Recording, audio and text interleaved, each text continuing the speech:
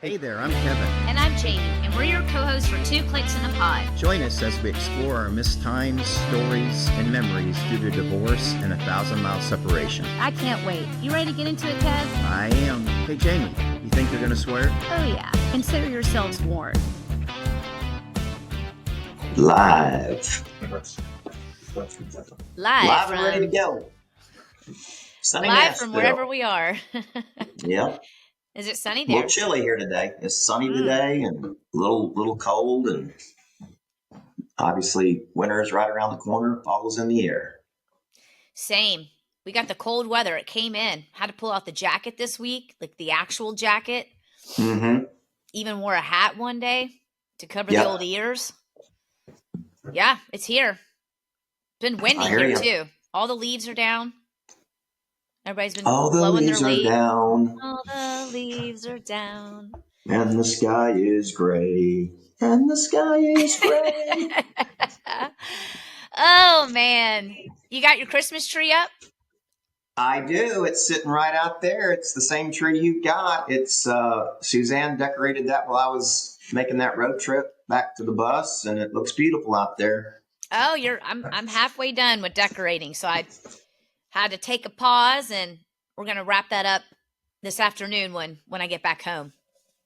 Yeah, she's running out with me recording here to make one last trip and get some smaller, because we started from scratch. We didn't have anything. All that Yeah. stuff had been given away, thrown away, donated away, and so we were totally naked.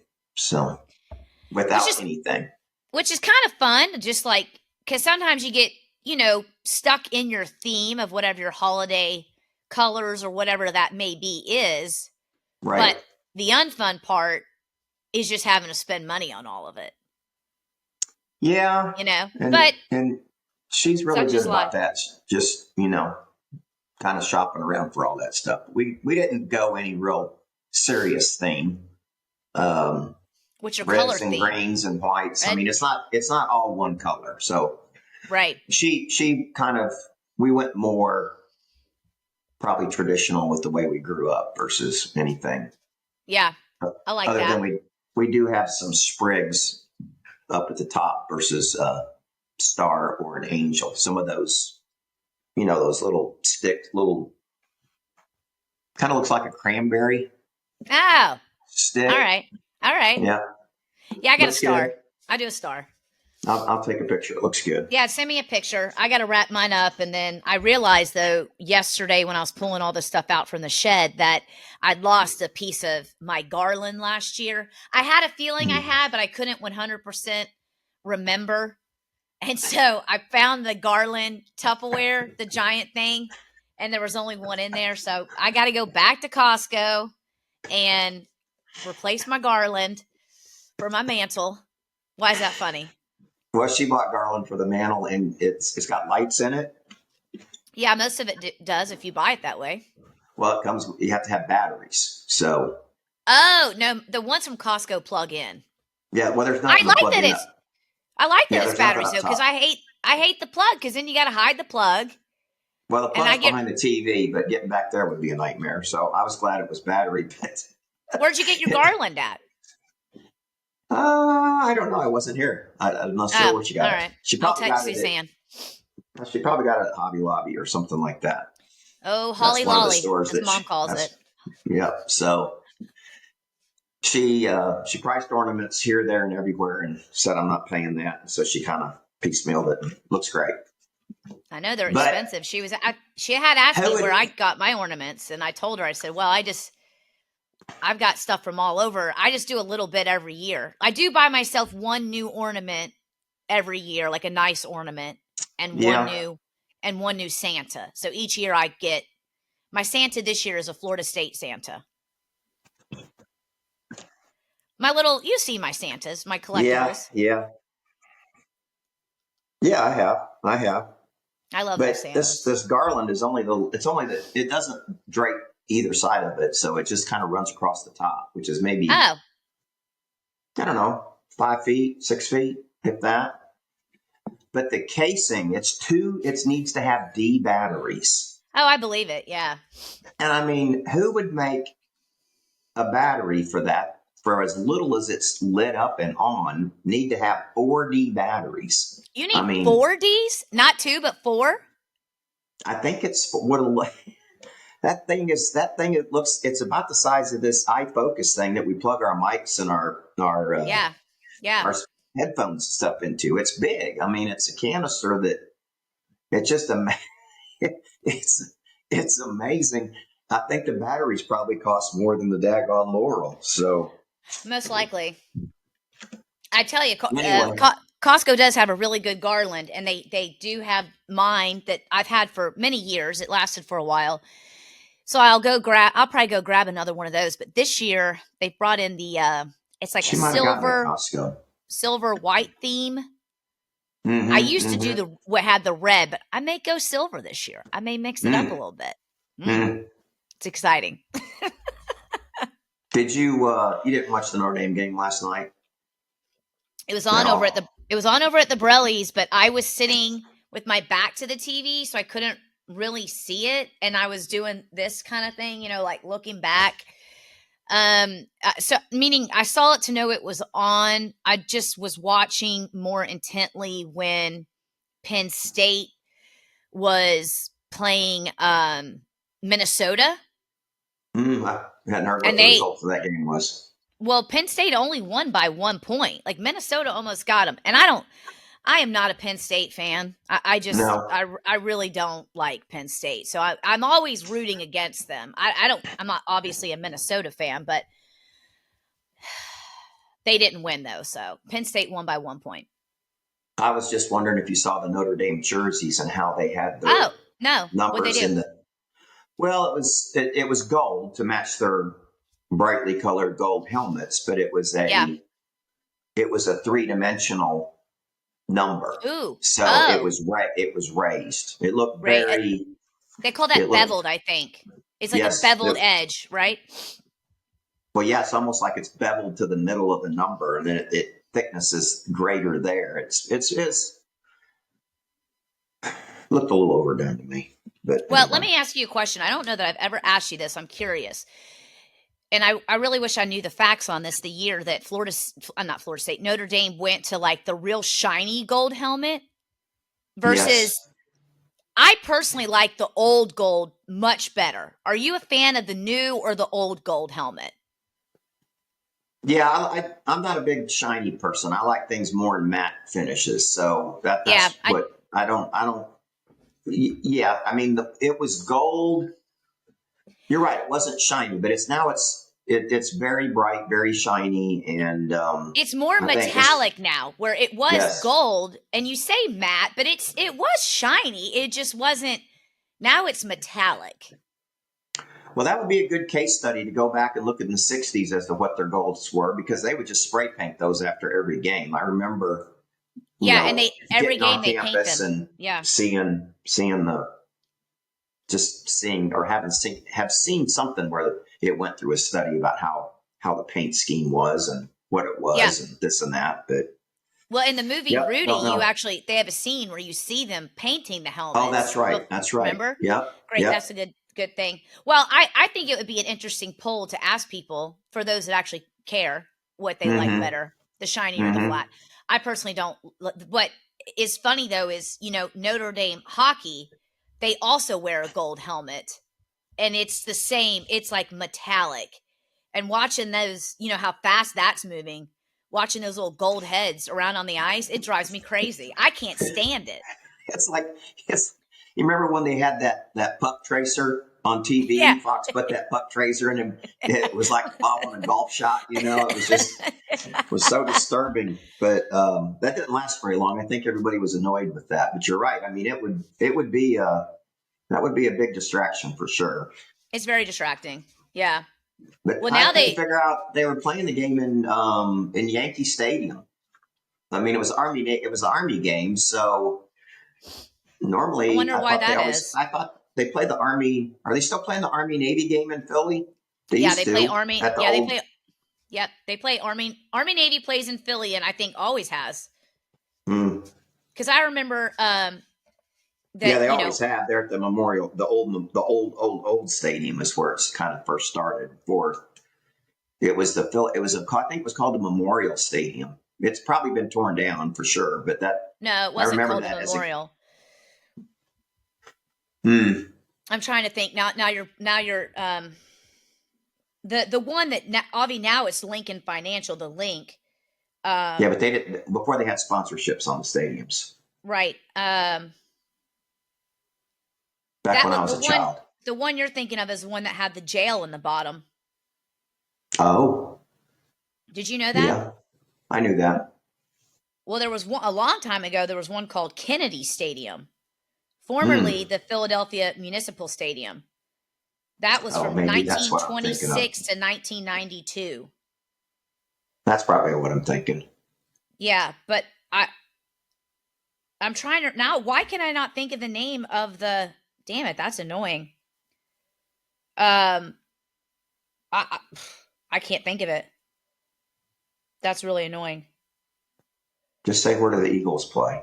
Where did the Eagles play? But I know where they play now. It's a new stadium. I want to know what Yeah, I the know old that. one was. Oh, okay. Okay. Yeah. I thought they rebuilt that. Like I don't think that's the same one. Yeah, it's Lincoln Financial, but it used to be something else. Anyways, someone will tell us that. I'm sure I will get 10 text messages in 2 weeks when this airs with everybody telling me the name of the stadium. Yep. Well, Yeah. we can bring that forward. Yep. Yep. We'll bring that back. Mm-hmm. Anywho, sorry, sidebar, got really distracted there. What else is going on? Well, we haven't talked or in a while. We taped right before going to South Bend, so South Bend's come and gone, and Yep. A little we update for are. the fans that Florida State lost. Big shocker there, Yep. but yep. That was really, really cold that night. So that was a good day tailgating, but it was chilly in the stadium for sure. And yeah, but a good game for as being on Notre Dame's side. Shane wasn't real happy, but Shane had already resigned himself that the it was going to be a Veteran Stadium. loss. Dad, Oh, there you go, Veterans, Veterans and Stadium. Yep. they called it the Vet. That's what. Geez, I can't believe I couldn't think of that. Anyways, And that makes sense. That's why they would play the Army Navy game there. yeah, that makes sense. Mm-hmm. So anyway, we're getting ready to head down to Florida here tomorrow for the month. As I've mentioned to you in other discussions, but we're going down. We did that not last year because of the move to Nashville, but we've gone down there and kind of spent from Thanksgiving through or after Thanksgiving through Christmas there in Fort Walton Beach area. So you gonna put your little tree up again in the bus? I mean, didn't you put a little tree in the bus last time, or you found like a little? Well, we found a little tabletop tree, and then we had the gnomes. They're upstairs. We had the gnomes outside. Yeah, we'll grab that stuff and put it in the bus. That's a story in itself. I flew back on Thursday to get it. They were hoping to have everything wrapped up by Friday. All looked good on Thursday, and anyway, all the stuff in the back engine compartment had been done, and we did kind of routine maintenance with regards to oil change and generator fixed all service. The belts. Fixed all the belts. All that's ready to go. And I had told Brandon in dropping it off that I said, well, if you get a chance, I mean, it just seems like it takes forever to stop this thing. I mean, I've had some pretty close calls, and meaning you think your brakes could be bad. Well, yeah, I mean, I'm hammering them down and they're not squealing. They don't sound like they're, I mean, normally there's a warning device when brakes go bad that it's time to change them. You hear it or you can feel it, but right. Stopping 45,000 to 50,000 pounds, you probably don't feel it like you do in a car. So anyway, sure enough, they felt like we needed to replace the pads. And I say that comically because Brandon got in the bus after I parked it out front and leaving it and drove it around the parking lot and tried to stop it. And he said, hell, I thought it wasn't going to stop. And that's just, Oh shit. stopping it in the parking lot. It seemed like it took a lot of work. It should grab immediately. Yeah. So they went ahead and ordered pads for it. And on Thursday, they had to replace the disc, which is what the pads actually grab to, the big round metal plate that, the disc brakes, the disc part and the rotor. So the other one was showed signs of just some heat cracking and things of that type. So they put a new one on that. They had the parts for that. And then they went and took it out for one last drive on Friday, right after lunch. And they heard the new brake pads hitting the rotor on the driver's side and had not detected it. But sure enough, there was a stress crack that wasn't, cracking is not unusual, but the stress crack here had an offset. So you could feel it, you couldn't just see it, but you could rub it, and when the pad clamps on it, it wouldn't make noise. It was just, it was going to wear them. It was heating them up and wearing it out. So anyway, I came home yesterday driving the Jeep home because. Oh shit. Friday, you don't have the bus? So Friday afternoon, I'm saying, what time is it going to be ready? And he said, should be done by 4:00.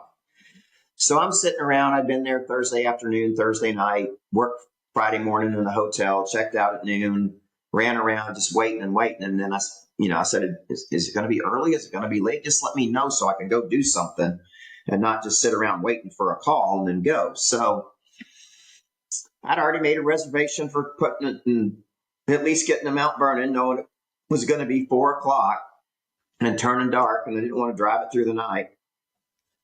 And got there, get the message right around 3:45, bad news. And they reported the rotor just needing to be replaced. Well, they had one, they just didn't have another one to put on the left side, or I could have been out of there that day. So they felt terrible about it. They'd already made arrangements. It's coming from the Prevost shop in Fort Worth. It'll be there Monday morning. They found a guy to pick it up, bring it over there for $45. That's the cheapest part of it. I don't know what one of those things costs, but it's not hundreds of dollars. It's probably a couple $1,000s. So shit. It's always good news financially when something like that.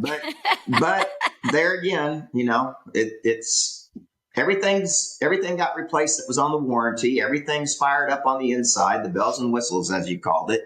Those are all humming and streaming, and it took a while to get to the last one, but they finally figured it out late on Friday. So on the rotor thing though, is that in warranty, or you got to pay for that out of pocket? No, it's out of pocket. Yeah, it's out of pocket. So that's not just one, that's two. So. All right. So then you were supposed to be leaving for Florida on Monday though, in the bus.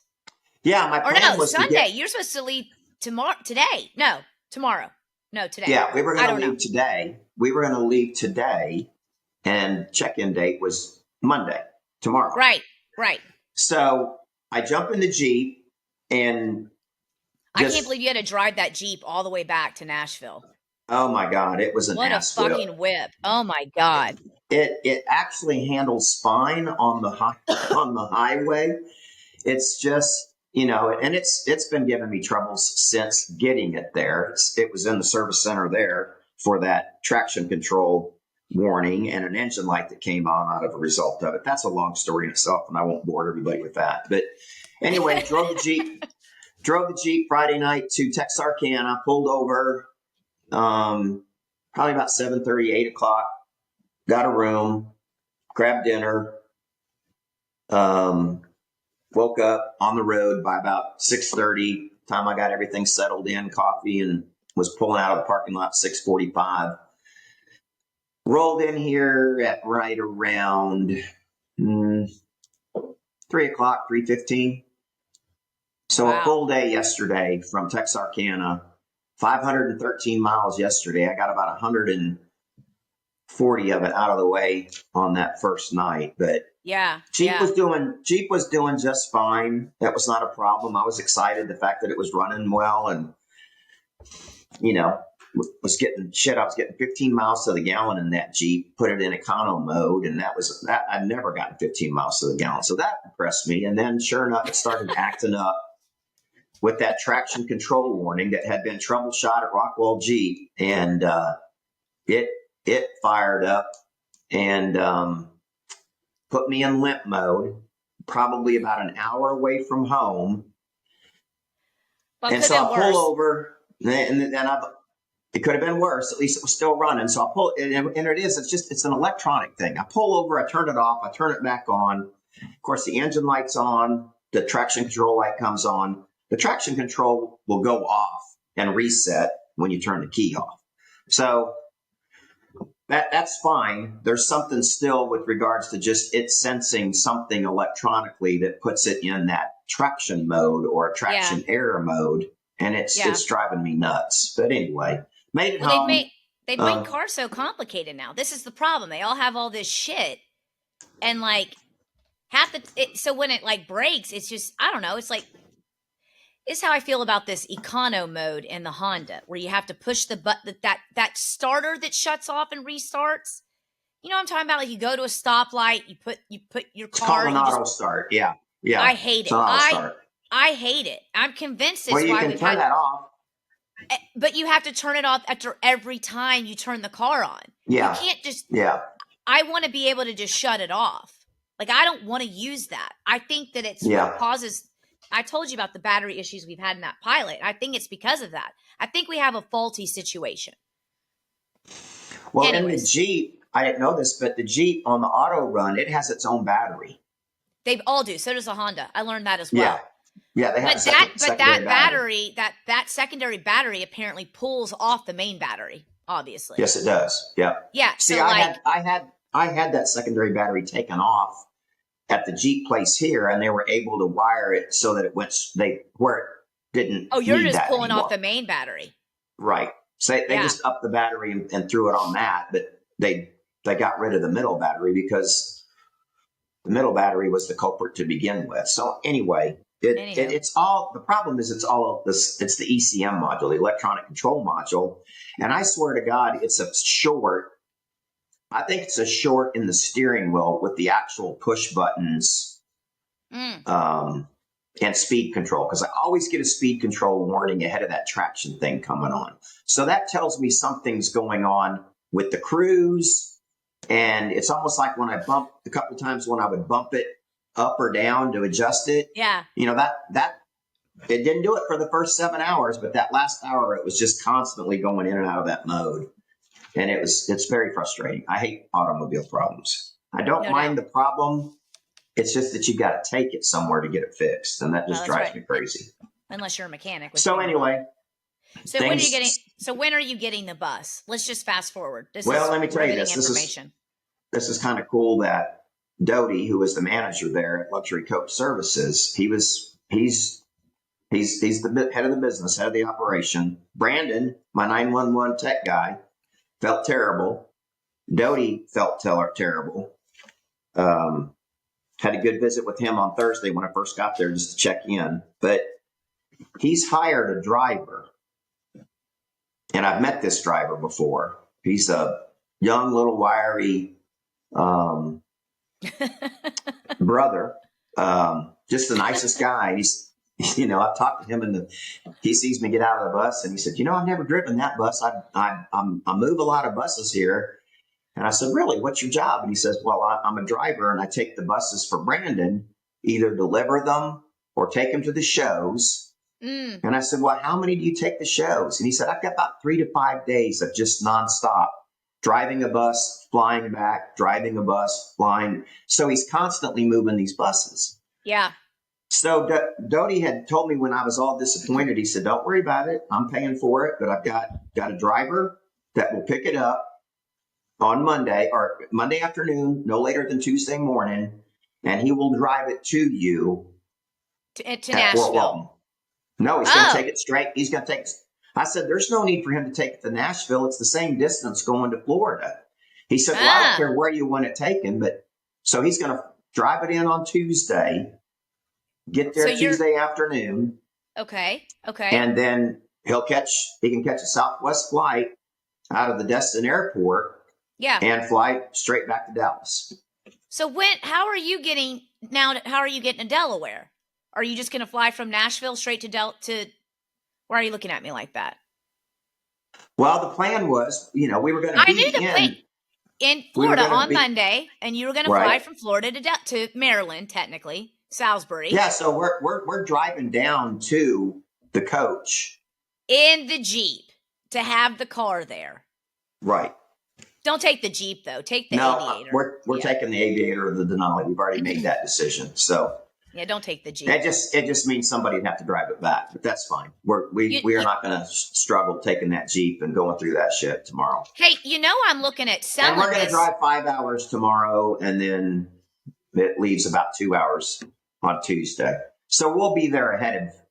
I don't even know what his name is, Greg, or call him Eugene. Doesn't matter. Here's the thing. You're going to be in Fort Walton. You can have a day hanging out. It's not like it's a bad thing. Yeah. And then on Wednesday morning, we're not, we'll get the stuff out of the car, put it in the bus. And then we're just going to go straight to the airport because we're flying out of Pensacola. Are you? You stay at the airport because our flight leaves at 5:25 in the morning on Wednesday, headed to Rehoboth. Man, you're going to be, what a whip. I can't believe you're flying on the Wednesday before Thanksgiving. Yeah, but at least it's in Pensacola. Yeah, true. It's literally the busiest travel day of the year. Did you know that? Wednesday? I believe so. That's a good call. I feel like you need to watch Planes, Trains, and Automobiles. You know that? You need to watch that. I'm going to watch it. Maybe I'll watch it tonight while I'm finishing up the tree. I love that movie too. It's one of my favorite movies. I watch it usually every Thanksgiving because that's when he's traveling. I don't need to watch the whole movie. I just like the funny parts of the movie because some of the whole movie is funny. The whole movie is funny. It is, but I've seen it I watched it so many times. I just want to get to my favorite parts and be done with it. What's your favorite part? Well, number one at the airport. Number two, wait. Number one at the airport when he yells at the rental car lady. Yeah, the rental car lady. Yeah. That's my favorite part. Then he gets in the car. Then then he meets John Candy, and then he meets John Candy back. He meets John Candy back in New York. Remember, because John Candy steals his cab in New York. Oh, that's right.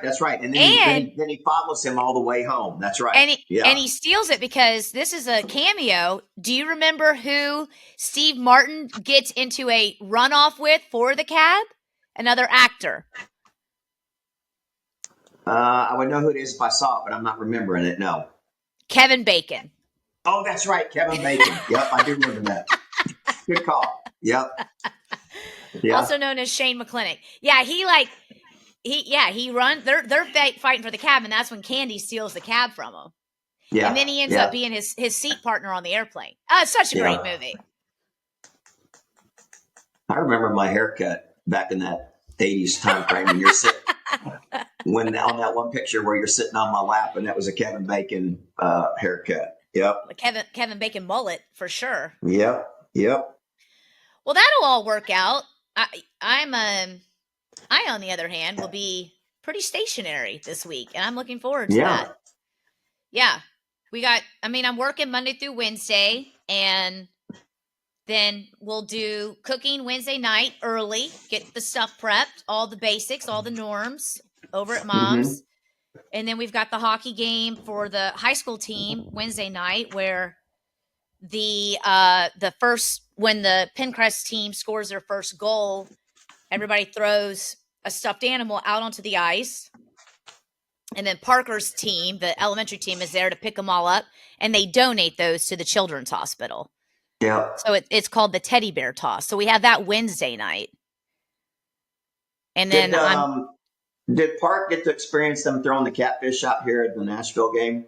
Oh yeah, I still don't understand that. So. Yeah. Yeah, I know. We were laughing about that. We were at the Flyers game on Monday, and we were laughing about the thanks, Paul. Yeah. Yeah. Parker said, "Remember when they do that? They love going to the games there in Nashville. We'll have to do that again."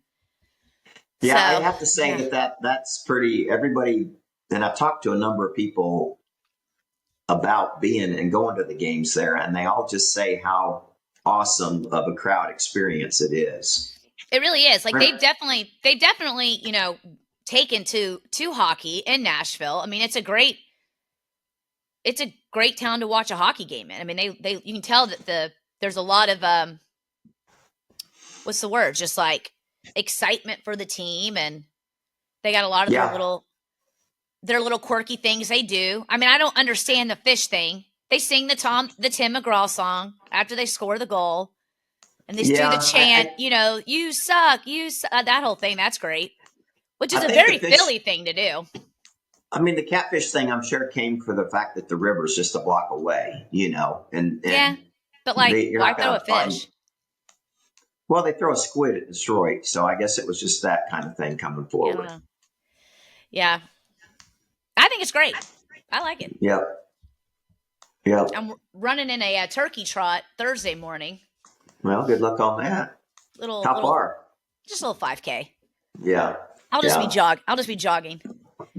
I'm running it with Liz. Liz will have to literally slow herself down to keep pace with me. It's a leisurely jog for me, just so I don't feel as guilty about all the eating I'm going to do. Who's going to be at Mom's for Thanksgiving this year? Oh, it'll be us, obviously, and then the Hurlings are coming, and Monica will be down, Chris's mom, and that's it. Okay. Yeah. Okay. So we'll have a good group. Awesome. We're gonna eat. I think we're gonna eat around 3 or 4ish, a little later. I think Monica's gonna actually stay the night here. So typically we eat earlier because she's got to drive back to Lancaster. But with her staying the night, we were like, we can eat a little later. So I think that run that I'm doing starts at 9 though. So I got to get up and do that. And last time I did it, it was really cold. I'm hoping it's not as cold. I don't know what the weather's going to be like though. I mean, it's chilly today, like we said. So it says Thursday morning it's going to be 41 degrees. Oh, and raining. I can tell you right now, if it rains, I won't run in it. No, I wouldn't if it's cold. No, it's not worth it. Hell, you'll come back with pneumonia for sure. Right. I mean, and I don't like running in the rain. I don't like doing that. Some people do. I'm not one of them. So I'll eat that. I'll eat that fee if I.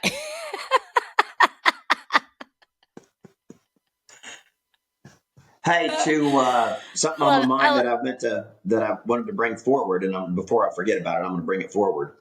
Please bring it forward. So we're closing in the reunion, which is scheduled for April 12th weekend. Yeah. So we've got a happy hour at the Billsburg Brewery on Friday. Okay. And then we have the dinner, kind of ensemble evening on Saturday night.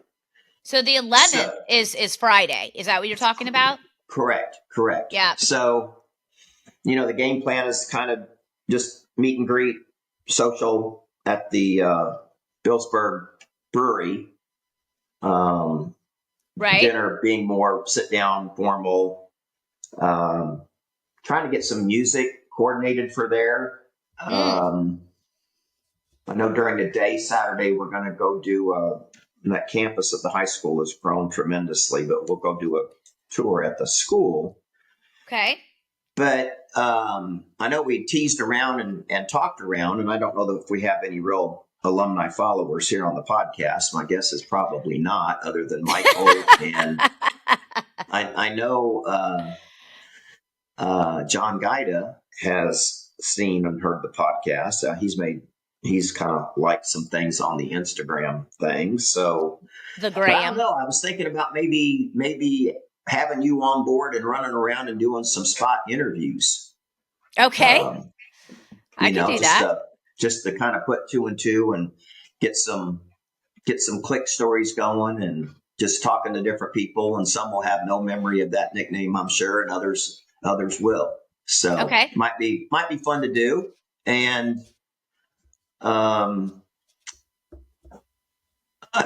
Maybe I'll double duty and have you take the pictures of the event there. Okay. Or get it. I might get Leslie to come in and take pictures. Well, she's good at that. Wonder if she still has a single reflex camera. Probably not, just a digital, but that's fine. Single lens, digital. Get her back in the days, because she's the one that chimed in that we couldn't remember who took the pictures at the wedding, and she said it was me. Yeah, it was me. Yeah. You could just go super old school and put some of the disposable cameras like out on the table and be like, take photos while you're here. And then I'm being stupid. I wouldn't do that, but you could. Yeah, nobody'd ever see those. Yeah. No, you'd have to then. Well, I'm sure nowadays you can get them like automatically uploaded or something. Who knows? Yeah, we could probably just get the fish or put them on a fish cart. A microfish? A microfish? Yes. Yeah, a microfish machine. Remember those at the library? Yeah. Man, those were fun. I really loved those machines. You could go real fast, and then you scroll it quickly. Yep. Oh, and pass it, and you got to go back. What they use now? The internet. Oh. They use this thing called Google. Yeah, but there has to be a better category of newspapers and things like that, because I tried to going back and Googling some articles out of the Mishawaka Times, when we were doing that time frame. Yeah. And they're available, but it's at the state library. So it's probably just I'm sure they've transferred it to another form of media, but that's easier to use. Mm-hmm. Like maybe they drop them on like a USB or some kind of an external hard drive. I don't know. I can't imagine they're running microfiche. No, probably not. I mean, I'd sit behind one today right now. I think it'd be fun. Mm-hmm. With that big screen. Yep. I remember that. Those were good times, Dad. Back in the day. And then you're going to come see me then I did get the game schedule, by the way, for the weekend. So you're aware. We'll talk about that offline. I don't have to share that with all of these people here, but we'll get that figured out. But needless to say, super excited about Thanksgiving. This is my favorite holiday of the year. I just love it. It's my favorite. I'm really looking forward to the food. Going to put away some pie. Yep. Yeah. And then just have some red wine. And that's what I'm excited about. Yep, that's always good. Yeah. You guys are going to have a big turkeys that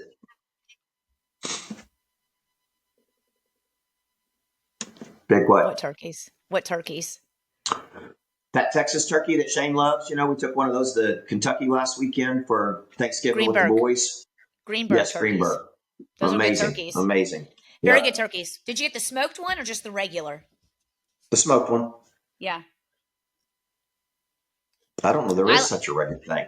Oh, are they all smoked? I personally like it. Yeah. We did one year, and then we haven't done it again because it was Mom or Dom. I can't remember. Somebody didn't really like the smoked turkey. It like gave them indigestion all night from the smoked. It can do that. I remember when we would smoke a lot, for the Dunkin' Splash parties. Yeah, all the barbecue. Yeah, the barbecue and the chicken, and I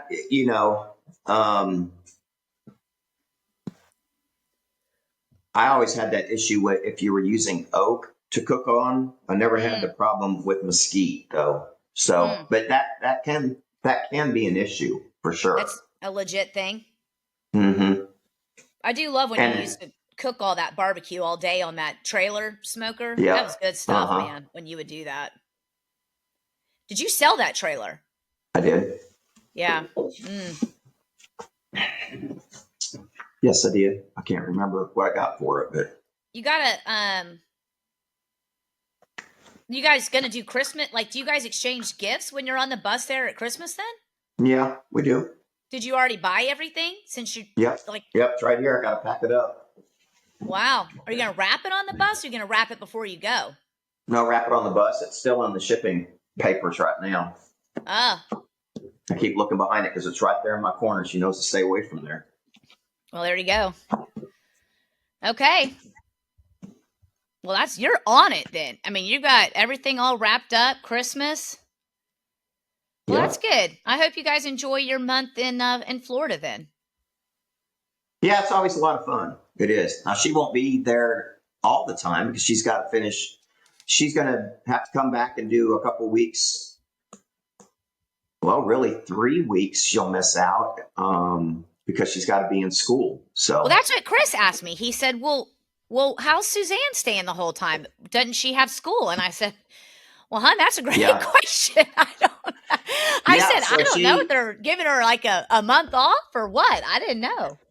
Yeah, so she was just running down to help get set up, and then she'll fly home on the 30th, which is Saturday after Thanksgiving, and then I'm still up there, as you know, Saturday, Sunday, and fly back not Monday but Tuesday down to Pensacola, and then she will come down she's flying down on Thursday the 19th, which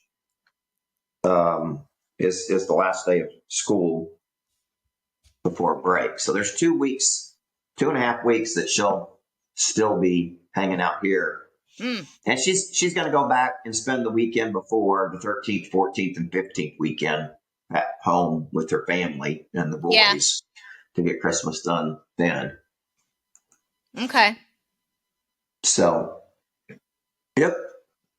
So I'll be down there and eating good and eating healthy. Got to 184 pounds and just knocking it out. Knocking it out. 4 more pounds to go. You're doing great, Dad. By the way, thank you for your donation to the team for the tournament in Utica. Appreciate that. Yep. Really appreciate you doing that. Mm-hmm. What kind of average donation do you get? I'll just tell you, yours was above average. Did I take the trophy? You were second. Oh, shit. Who do you think you lost to? Your mom? Yeah. Damn. That's all right. Hey, I tell you what, you need to go and do. I think what I would do if I was you guys, and maybe to put a little fun in it, is just to buy some. I don't know if the kids have their old jerseys or old pairs of skates, but you could bid on that stuff just as a collectible, and get into a bidding war to drive up the donations. Oh, like for one of the kids' old skates or something? Well, yeah, an old Edwards jersey or something. Or like a signed 1494 jersey? Yeah. By the whole team? There you go. By the whole team. I mean, just buy an extra jersey and do that. I mean, I have so many jerseys. Yeah. They were. Yeah. I didn't win the Taylor Swift photo. Oh, you didn't? Well, that's all right. Well, I haven't heard. I don't win anything. I mean, that's the thing. I don't like to do like raffles or anything just because I don't win. So if someone's like, hey, my kid's got this going on, I'm like, just how much? I'll send you some money. Like, I'm like, I don't even want to. I don't need to be entered into the thing that I know I'm not going to win. I don't need the pound cake. I'm like, I'm happy to give you, $25, $50. I'll pay it forward. See, I told you, I think when we went to one of the last Predators games, the first one, it was the preseason that we went to here not long ago. Right. They have an auction. They have an auction at every game. So right. I signed up for that one auction to see what they had, and they had Scott and Becky Sherwood's nephew had a jersey there that I was thinking about making an auction bid on. But so now every game I get a text to where I can bid on any of the merch on the auction, and you can view it, online and actually make a bid each and every game. So I thought that was a cool idea. Yeah, I like that. Yep. I like that. Yep. So Nothing like going to Utica, New York at the last weekend of January. I'm sure it's going to be lovely. Just getting there might be lovely. Are you going to take a train or something? Can you take a train up there? Park and I are going to drive. It's just easier to drive because, just with that way when we're done and we're ready to go, we can get out. I mean, we're ready to get out of these places by the time these weekends are over, Oh, I'm sure. No, I mean, I enjoy the travel. It's it gets a little costly, but I enjoy it. I like the, we have good families on our team. I enjoy the time with the other people, and the boys have a good time. And I don't know, it's our life now, but I enjoy it. Yeah. It's gonna be so cold. And we'll be in Boston the weekend before that. So it's gonna be a cold January. But it is what it is. Well, that helps those 3 months of winter go by quickly, I would think. Yep. Yep. Right on. Right on, Daddy-O. Well, did you see that I got Zach Bryan concert tickets? I'm going to Zach Bryan in July 20th at MetLife. I did see that. I saw that. I didn't really. I saw you were very excited. You and Liz were back to back, I guess, on the actual trying to do that or whatever. Well, and now he and this girlfriend of his broke up. They're basically trying to cancel him right now. Everybody, because he's just a terrible person apparently. And I'm like, I still like his music. Didn't affect the price of the ticket, did it? No, it did not. I just, I was going for those daggone Def Leppard tickets. I mean, geez Louise. There'd be no way I would not be touring if I was a musician with the money that's involved in that. That's just crazy. So we're obviously, we got tickets, Dad, and we're going to Atlantic City in June to see Def Leppard. We're taking our family, so we're bringing Reese and Parker so that they can finally see Def Leppard, and then Mimi and Papa are coming, and Peepaw and Suzanne. And I'm so excited. But I couldn't get we are in the back section, not back row, but back section, and we paid $250 a ticket plus the fee. So they ended up probably being about $300 a ticket to go see Def Leppard. Well, my ticket was I thought it was $270. $269 or something. It could have gone up by the time, because I bought mine 45 minutes ahead of you. I don't know. I mean, I can't imagine that it did. Maybe yours was $270 with the fees. Maybe not. I don't know. It doesn't matter. But they aren't cheap. It's crazy. It's just crazy. But I'm with you. Well, yeah, they aren't cheap, and to get anywhere. And that's kind of, like you said, it's on that riser level. So I don't know what the event center looks like, but it looked like it's pretty cool. But I mean, hopefully we can see. What used to be $200 to get on a front row ticket is $1,000 today. I mean, they wanted like $800 to be fourth row. Yeah.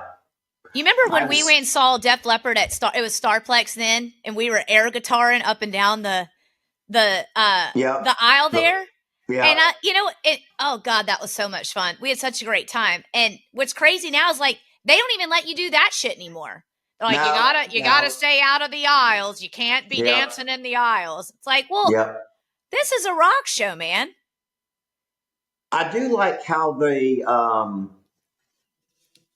when we saw ZZ Top and the Ryman, they're very good there about ushering you down to your seat and getting people the heck out of the way that aren't supposed to be there.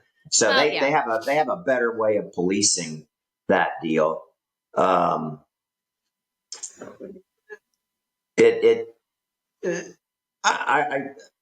get tired though on that lower level, and I don't, I did not know that much about it, but I mean, you've got a balcony above you over half of the auditorium, which I won't ever not get a balcony seat. I've gone there twice, and there's always, one seat. If you're in an area, you can be right behind the column, it may be 30 feet in front of you, but it just kind of trying to take a picture. I mean, it's a nightmare, but, and those tickets are much, I think they were about $70 a piece. They weren't a lot of money. Oh, that's not bad. That's not bad at all. So, I mean, the venue is kind of cool. It's just it's a small, probably 2,000 person theater. I'd like to go to a show there for sure. Yeah. Were you dressed like a sharp dressed man, Dad? No, those guys do a damn good job of dressing up. I mean, they had done a residency tour this year, and they've always been flashy. I mean, ZZ Top? Billy Gibbons. Well, think about their videos. You have to go back and look at their MTV videos. They're always wearing. Okay, They're always I'll wearing. do that. You know, they got the sequin or jackets. You know, and they're all about their sunglasses and that cheap sunglasses. They're flashy. They're colorful. I mean, these guys at 75 years old dress up like Liberace. I mean, do they still dress have the part. beards? Oh yeah, yeah. Oh yeah. Okay. Yep. Of course, Dusty passed away. He was the original bass player, but the guitar tech, Elwood Francis is his name. That's a name. He was the guitar tech for them for 30 years, so he was able to just step in and. Oh, he plays bass for them now. Yeah, he's playing bass for them now. That's cool. So it was good. It was and they're on the road nonstop. And like I said, I would do it for as long as you could. And I mean, it was as long as people will buy the tickets.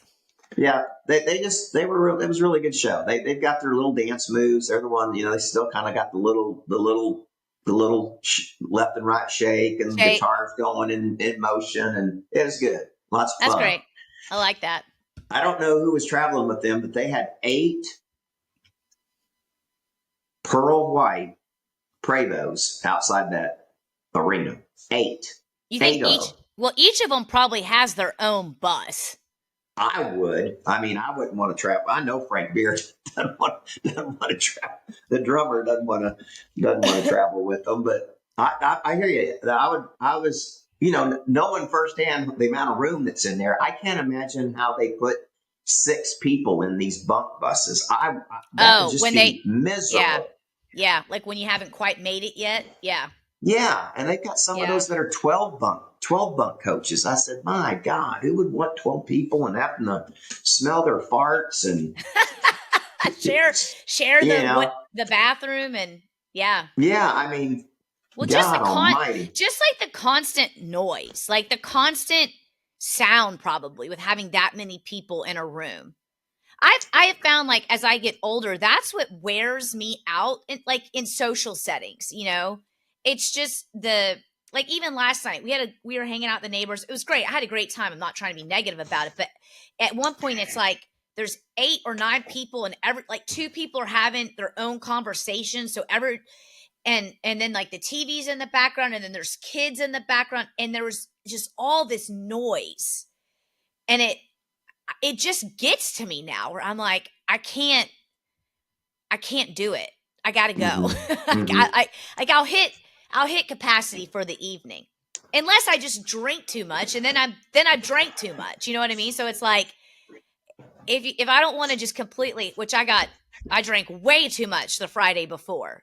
Oh my God, Dad, I did nothing last Saturday. When I say nothing, I truly mean nothing. I laid in bed all day. I had to miss one of Parker's hockey games at like 12 o'clock. Oh, yeah, 12 o'clock. Chris is like, so, like, we got to leave at 1 for Jersey. Are you coming? And I looked at him. I go, I will probably throw up if I have to get in a car. And he just was like, okay, enough said. And couldn't do it. It's overserved myself the night before. It's funny you mentioned that. I haven't had that in a long time, and I'm so glad. I thought for sure after getting out of the Jeep at Texarkana, I got it. Right next door was a freaking Texas, not a roadhouse, but a Texas steakhouse or something. Yeah. So I went over there, had a little filet. Had a glass of Chardonnay. I didn't even go red wine. I knew better than to do that. But anyway, so didn't even feel the wine. That's kind of not. And I find that you would think that you would feel it more. And there's been a couple of instances since being on this regimented, healthy kick to where I'll take. I remember drinking red wine and having a couple of glasses and just feeling, oh, shoot, that was a run to a buzz real quick, just a little bit beyond what you normally feel. Yeah. And I think that probably was at and that wasn't wine. That was something else. I started. Guess what I got into at the tailgate? I'm guessing you got into whiskey. That a girl. Yep. Yeah. Well, that's what got me into trouble on Friday night. So I started pouring double whiskeys and Diet Cokes because we were drinking light beer, and I mean there wasn't anything. It was cold. I said, no, I need something to warm up my earlobes. You gotta warm up the inside, brother. You gotta warm up that pipe. Whiskey and some wine will make my ears glow. Just kind of get all feel like they're hot and pink. So I got into that whiskey, and then I said, oh man. I was really feeling in a good mood. And then I think, of course, I'm drinking it on ice. And then I just started getting so freaking cold. And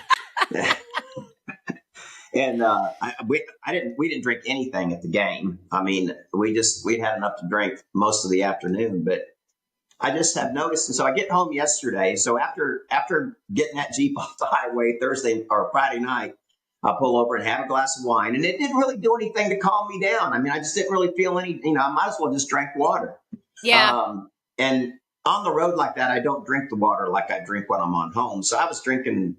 Girl, she laughed at me. She said, man, you're putting that water away. And I said, well, normally I drink about 100 ounces a day, and I haven't had any water today. So she just kept it coming. But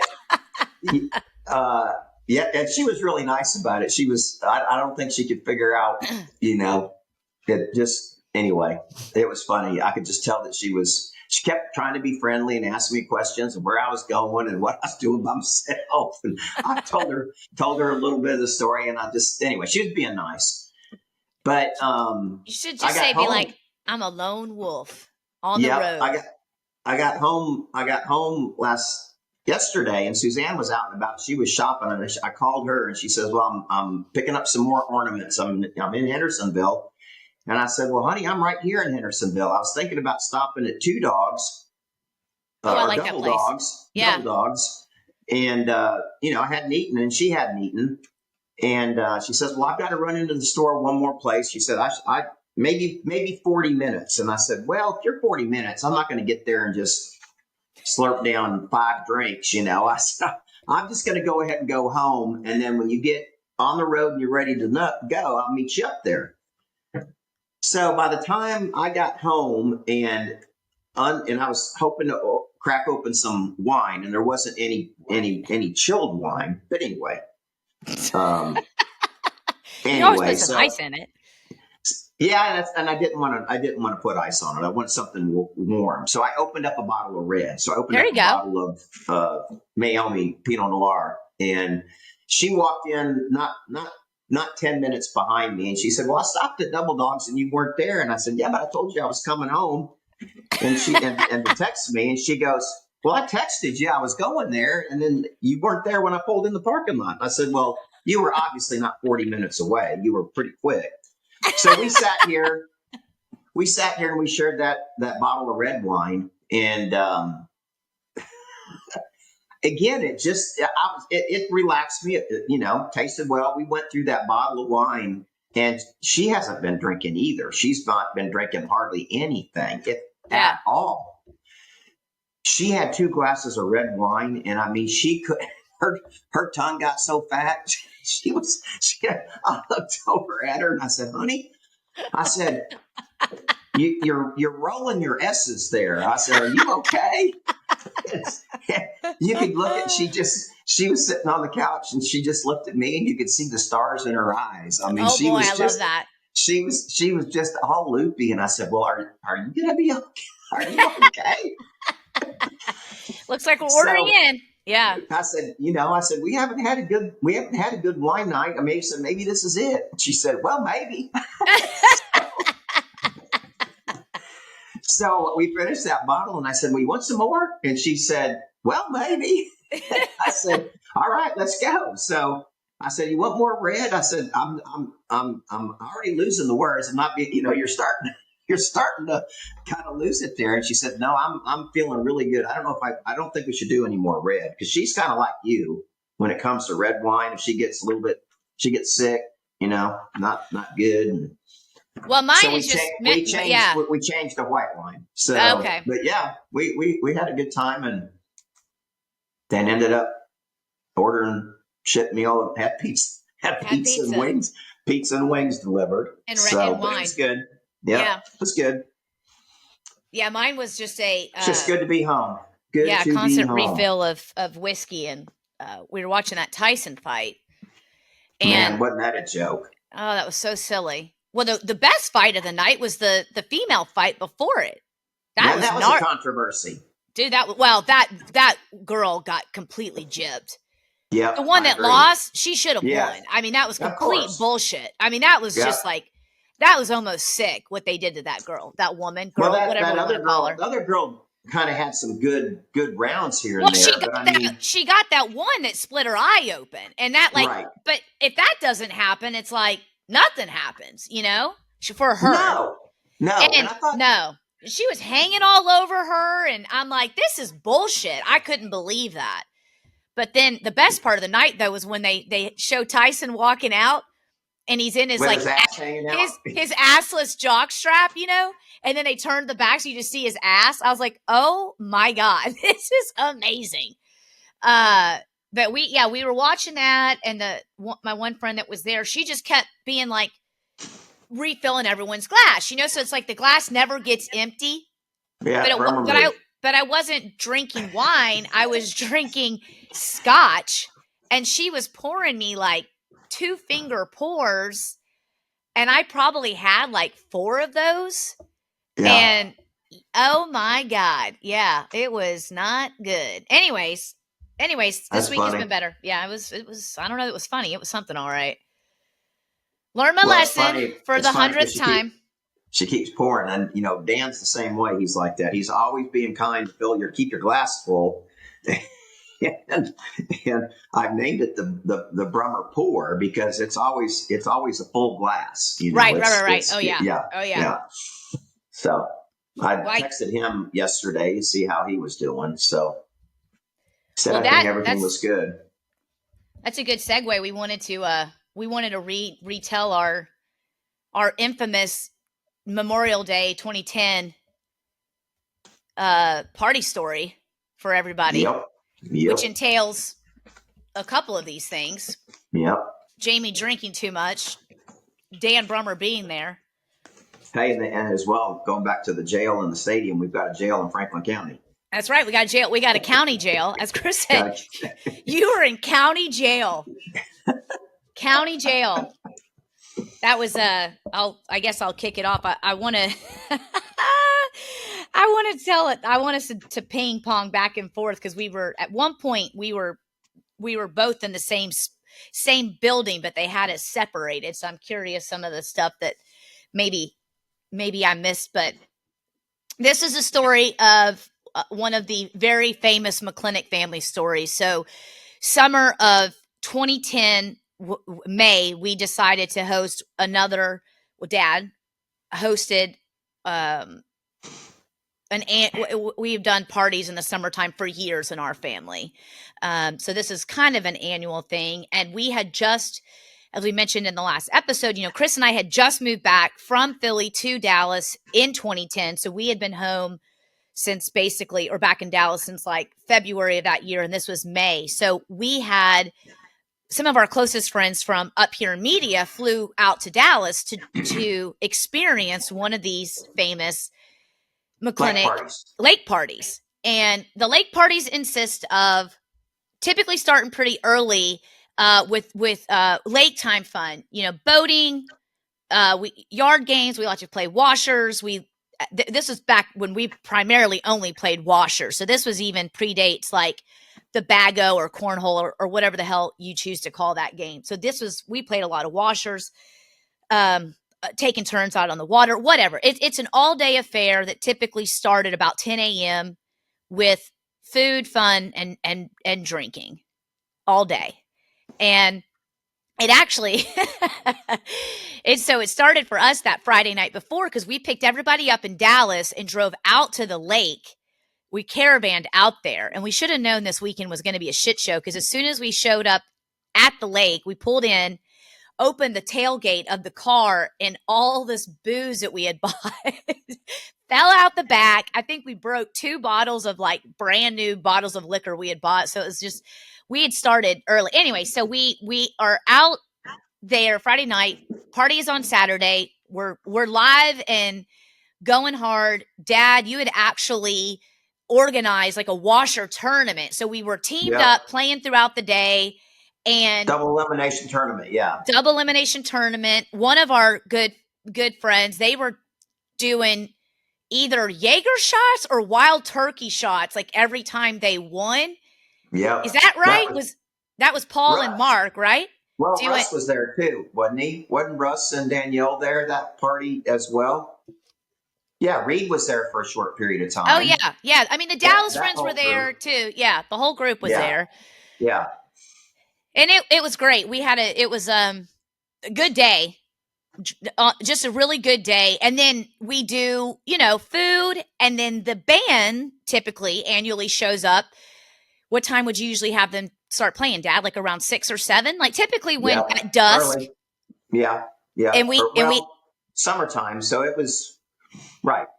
Usually about, I think they started at 6. They came in from Austin. Remember, this was a big band that we had. Good band. That Clint had actually knew Dusty Saxton, the drummer, and got them arranged to come from Austin. And they drove up there and pulled the trailer and came out, and they arrived, I think, shortly after lunch and spent most of the afternoon. If you remember, they had hanging and setting up that daggone light bar that went across the entire. I mean, it. Oh my God, that's right. I forgot about that. They came with lights and sound and. Well, and they had the rugs too, right? They like had the rugs out and all that. Yeah, it was the biggest setup that we'd ever had out there. Normally, we would get a trio out there. We had the 3 Drunk Monkeys out there for a number of times, and then we found somebody else. But these guys were. The band was Ember. EMBER. That's right. Yes, that's right. And they were good. Yeah. They were awesome. They brought it hard. I mean, they had a lot of original music, things that we really were not familiar with, but it was Dusty was on the drums. Deuce was playing lead guitar. Chris was the lead singer. I wonder if they're still around, that band. They are not still around. Well, Dusty went on the road with shortly thereafter. He got a road gig. Deuce is still in Austin. He was lead guitarist. Chewbacca was the big bass player. Mm-hmm. Dusty was the drummer. And then Chris was the lead singer. And Dusty toured for years up until recently. The artist is... that's on the tip of my tongue. Anyway, he's a country music artist. Dusty started touring with him. He recently retired. Granger Smith.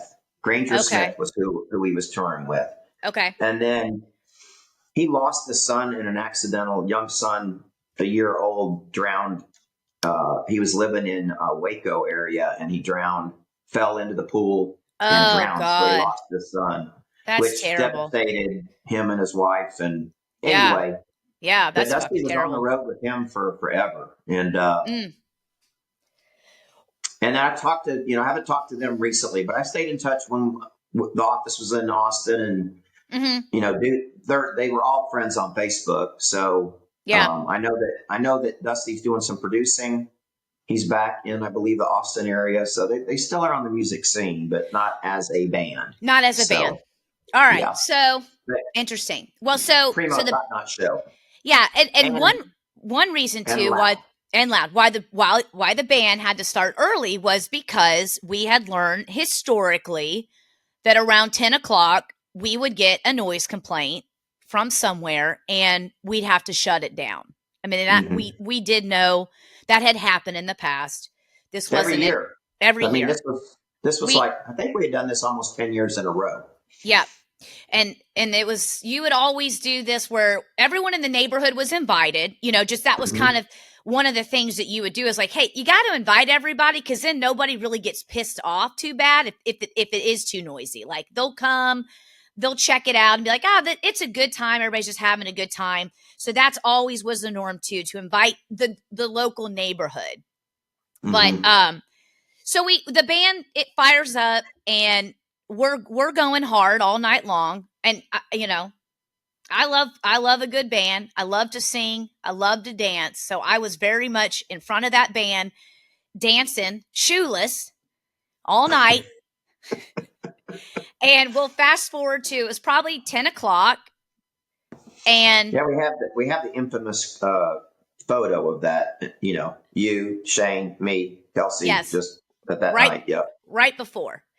So we're having a good time, and around 10 o'clock, we start to see people, adults, walking through the yard, coming up from the lake. So the band is up at the back of the house. It's a long yard down to what ends up being the boathouse right there on the lake. So we see these adults coming in off the water, and lo and behold, it's local county Fish and Game.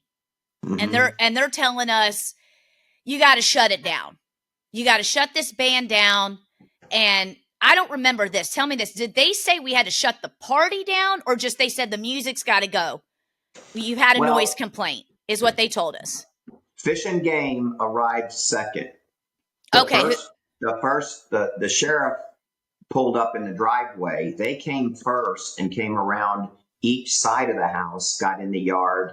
And at the same time, Fish and Game was coming up, as well as Lake Patrol, because Lake Patrol this was a routine stop. They always stopped each and every year because of noise issues. But we called, there's the sheriff that was on the lake. Franklin County Sheriff had the lake presence in a boat, and then they had squad cars in the driveway. The squad cars came first. The third person to show up was Johnny Reno. He was a little short police officer. He had been to that party for years. Johnny Reno, what a name! Johnny Great Reno. name. Well, that's what we nicknamed him. Oh, okay. Johnny Reno. So anyway, and when all of this went down, and the noise complaint was being registered by across the lake, not in the neighborhood. That's right. The sound travels over the water. Yeah. Bounces off that water and hits Panther Creek, and those are the ones that are always complaining. Other than that, we had the McCutcheons complaining during the day for the music and the shenanigans that were going on during the Washer games, if you remember. So that's right. Only that Jason, I think, was hanging out with us anyway. So McCutcheon, he showed up at some point. Yeah. So anyway, when the guys came from around the back, it was a male and a female officer. Do you remember that? I do. A male and a female. Okay. Yes, yeah. I remember the female for sure. They came up to us and said that there had been noise complaints, and then I see Johnny walking up the walkway. And he said, you've got a noise complaint. You're going to have to stop the band. And it wasn't even 9:30 at that time. Okay. So I pleaded with him. I said, we've done this. This isn't the first time that we've had this party. It's gone on for years. And we know we've got a quiet ordinance in the neighborhood, 10 o'clock. And he said, I don't care what you've got. We're gonna adhere to the noise complaint, and the band can't continue playing. And I go over and talk to Johnny, and I say, you've been here as much as I've been here. Better yet, you've even come when you're not in uniform and to the party. Yeah. So he said, I understand. He said, but I'm the third one to respond, and the first two officers that respond are in charge. So we continued to plead that case and tried to get another 30 minutes out of it, and it wasn't going anywhere. And I said, okay, we both looked at, you were up there, I was up there, everybody was up there. And I said, I felt bad because we brought this band down and they weren't able to continue playing, I don't know that it bothered them any, but anyway. So no sooner than we said, okay, we'll quit, The party wasn't We in just an couldn't. attempt to. The band just had to stop playing, and that. Correct. Yeah. And so they left. They went around and went back around to the front of the house. And I'll let you tell the story. That's when you had the greatest creative idea in your little history of time at that point in time. Right. So remind me though, the band did not fire back up and then them come back. I thought at one point they had like kind of started playing again, and then they came back and were like, guys, no, you have to shut it down. No. Okay. They came back when you got on the microphone. Okay. So I'm up there listening to you try to talk through this and basically lobby for the 30 more minutes that we had planned to do. And then they just were like, yeah, no, it's not happening. And so as you're like wrapping it up, from what I remember, I kind of like skirt off and go right to the front microphone that's still very much turned on. And knowing that the complaint had come from the lake, meaning other people on the lake, I got on the microphone and said, Lake Cypress Springs, suck my dick. And no sooner do I say that than this woman like grabs me and just throws my hands behind my back and puts me in handcuffs. I mean, like literally it's like as I'm finishing it, she's grabbing me and throwing me in handcuffs is what I remember. Well, they actually had walked off the porch. Yes, but she came back. Yeah. As soon as they came storming back. This isn't 10 feet. This is 60 feet to traverse the porch, the hot tub, and get back into the middle of the porch to grab you and restrain you and take you out front and handcuff you and throw you in a squad car. Right. But I do, as it's happening, and she's like, that's it. She's like, you're done. She's like, she's in my ear. She's like, I remember her being like, you think you're real funny, and just like in my ear. And I'm just shocked. And I look at her, I go, I don't have any shoes. And Kelsey's standing there. And I'm like, Kelsey, give me your shoes. And she's like, why? I'm wearing these. And I go, give me your fucking shoes. Like they're taking me away. I don't have any shoes on my feet. So she throws me her flip-flops, and then they're taking me around. And immediately it was actually a truck, a squad truck. And they throw me into the back of a pickup truck. And that's where I'm back there and just like, I cannot believe this is happening. In absolute shock. I'm obviously very upset with myself that I did anything at all, but truly just shocked that it went that far. And you know, and this is just probably a spoiled statement, but because we had this party for so many years, nothing had ever happened. And we knew so many people. I was like, they're not going to do shit to me. Like these people they know me, or they know my dad, or they know 20 other people at this party. Like nothing's going to happen to us. What are they going to do? You know? And then I'm sitting in the back, and I see you come around the front, from the back of the house to the front door. Well, I have a question first. Yeah. Why? The question is, why? No, it's not even why. I mean, where did that choice of words come from? I have no idea.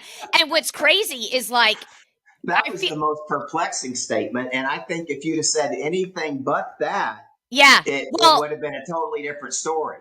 So what's crazy again? And I don't know that you said Lake Cypress Springs. I remember you saying Franklin County Sheriffs or Franklin or Lake Patrol. I may have said Lake Patrol. You called out the officers. You did not call out the Lake Cypress Springs. I mean, that makes more sense. Issue. That makes more sense. Well, here's the problem, Dad, is like this is one of my things, which is probably why I should just stop drinking altogether. But I don't remember what I said. What I'm recalling is basically the next day when, and we'll get to that. I don't want to spoil alert, but like the next day, Chris telling me, he basically was like, look, what happened to you never should have happened. Like, you shouldn't have done what you did. He said that. He's like, you're an idiot. You should have never done it. He's like, but what happened to you and your dad never should have happened. We'll get to that. But so I don't even know. He was the one that told me I said that. And so I don't even know that he would. I don't think you understood. Again, you were in a happy place in the zone that time. But I mean, and I don't. It's not that we all hadn't been drinking all day, but I don't think nobody was being mean to the officers. Nobody was arguing with them. It was, I was president of the HOA back then. It's just as I was when I left. Not that I was in that tenure for the 20 years thereafter or 10 years thereafter, but yeah, and it can, so anyway, you get around, you're in the car. I can't believe that I didn't even know what the heck was going on other than they said Jamie's in the car. And I said, well, wait a minute. So I go through the front door, come out the front door, or go through the back door, come out the front door. And the two officers are standing there at the deal. And their mission was not done. They still had a mission to do, because that just kind of called them out to just go over the top. Yeah. So I'm talking to them in the front yard, and then Shane Thompson, everybody's coming from around back to the front of the yard. And I'm watching all this from the back of the pickup. I can't hear anything, but I'm watching all this. Yeah. Well, yeah, because the pickup's up, it's kind of up towards the mailbox. I mean, it was way up there. It was halfway down the driveway. Okay. Like I could see what was happening easily. So anyway. So I'm talking to the female officer, the other officer, and I said, there is no reason for her to go to jail. I mean, there's no reason. I mean, it's a noise complaint. She got out of hand. I don't care if you can cite her a disturbing of the peace ticket, do something, but don't carry her to jail. And she just said, no, she's going to jail. She's going to jail. And I looked at her and I tapped her. I just kind of tried to be nice and, tap her on the shoulder. I said, can we not just be neighborly? This is a neighbor issue. This is not a against the law issue. And that other guy who was the other officer, the male officer, was tall. I don't know which one, but they grabbed me. They grabbed that arm, turned me around, threw me flat down on the ground. Yep. And on my back, and had handcuffs on me. And I was 2 minutes from being put in the car right next to you. And Shane Thompson is just screaming at the height of his lungs, yelling, "Get him, Cab! Get him, Cab!" and he's got his camera and he's videotaping it. All of it. They videoed like all of it. Yeah. Yeah. So and then from there, we're both in the car. The car wasn't running. It was parked. They rolled up the windows. They locked the doors. Yep. Well, no, the car had to be running. But I just remember it being so hot in the back of the car, I kept rolling the window down to get air in the back of that car. And yelling. You were like yelling too. And I just kept telling you, Dad, just stop. Like because I just kept thinking like, maybe they won't actually take us. Like, just stop yelling at them. But you were like, no, we're going to jail. We are going to jail. So anyway, we went back and forth with them rolling the windows back up and then leaving, and they went on a tirade in the back. They looked throughout the entire premises looking for underage drinking. Drinking. Yep. Which they didn't finding one. Okay. One person. There was one young girl who was with somebody from Winsboro. She was younger than Kelsey at that time. But what I thought was funny is her dad was the owner of the pub over there in Winsboro. So nice. Anyway, so they drive us to county jail. Charged. Yep. They drive us to jail, get charged for, I don't know if it was disturbing the peace or I think it was resisting arrest. Yes. Yeah. Which, by the way, I definitely didn't. Yeah. And a minor in possession. So we got all three of those. So we're in jail. Going to jail was not fun. I was so pissed off, and I don't know if you remember this, but I was given that officer that was driving. The male was driving. The female was in the right seat, and I just would not let up. I just told Dad, him, you were the whole way there, which is probably a solid 15-minute drive. I mean, you were just like, yes, just giving this guy all the shit you could. Yeah. Oh yeah. Yeah. I just, it was not good. After I said, this is, I'm just curious. I said, this is not a very intelligent move, in my opinion. And I said, I wanted to know if you went to college. I asked him, have you? Yes, you did. You did ask that. I forgot that. You're like, what's your highest level of education? Yeah. And you're like, because you are stupid. You like called him stupid. And the whole time I was just like, at this point, like the one who got us into all this trouble, I'm like, just stop talking. But we get there and so they took you in first, I feel like, and they put me in a holding cell. I was in a holding cell. I was in a holding cell. Yeah. So, but by the time I got out, they were like, with others. I was in there. I was by myself. You were probably with other men. Were there women in your holding cell? No, it was just guys. It was just it was a Hispanic kid, younger kid that was in there with me, but it was in that. Yeah. It's in the holding cell where they hose you down. Yeah, it's like the cinder box, and it's cold. Yeah. There's like nothing there. I was in there by myself. That's where they make you strip down and put your uniform on. Yeah. Yeah. And I told them when they told me to take my dress off, I said, I want this on a hanger. It's very expensive. I mean, I was determined to be such an asshole. But then when I went out, when I got out of the holding cell and I'm in my orange jumpsuit, I mean, we got put in jumpsuits. Then they walked me around and they're like, do you want to make a phone call? And I just said, well, did my dad make a phone call? And one of the people was nice enough. They were like, he did. He's working on getting you guys out of here. And I was like, okay, so like, do I need to make a phone call? And they were like, well, that's up to you. So I said, okay, I guess I'll make a phone call. So I called the house, just like you had called the house, I think, and just talked to Chris. Who did you call? Because I called the house. The whole problem with calling, here again, we got out of the holding tank. They book us. They fingerprint us. We go through that whole ordeal. Right. Yes. Waiting for time and time and time. And I said, so how long are we going to be in here? It's Saturday night. Yep. Monday was a holiday. Yep. And I said, I need to make a phone call. And I don't remember what it was, but you could call the jail from the lake, but to call the lake from town, it was a toll call at that time. You had to have you had to call collect. Uh-huh. So it took me forever to figure out what was going on. I had no idea that was the case. So it was hard enough to make the call. And I finally was able to somehow make a collect call, which we did, but nobody could, that was it. That's the only call that we got. So the call was, we're in jail. And didn't you tell him didn't you tell someone get Brummer on this? Yeah, get Dano. Dano will know what to do. I don't know that I know what to do other than that we won't, we will be booked formally tomorrow morning.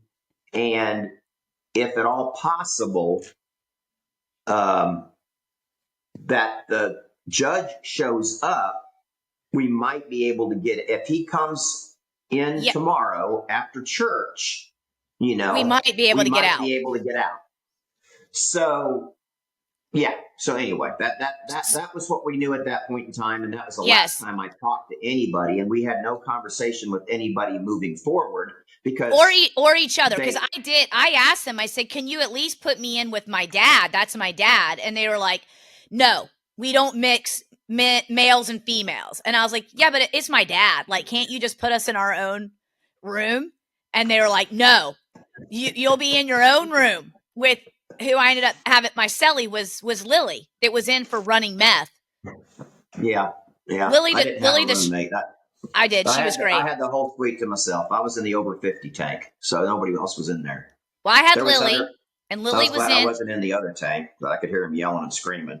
Oh my God! The kid that was with me in the holding cell, he had got thrown in there because he'd beaten up his girlfriend. So. Oh boy, yeah.